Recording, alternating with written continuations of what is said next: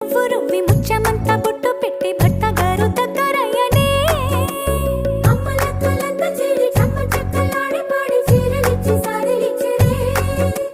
జుట్టు దువ్వి నవ్వు రువ్వి ముత్యమంతా బొట్టు పెట్టి భర్త గారు దగ్గరయ్యనే కాశ్మీరమే కుంకుమ పువ్వే కావేళ్లతో పంపే కర్ణాటక రాజ్యం నుంచి కస్తూరి చేరే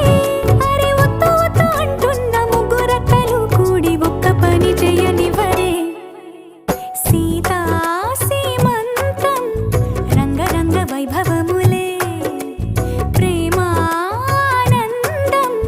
నింగి నీల సంబర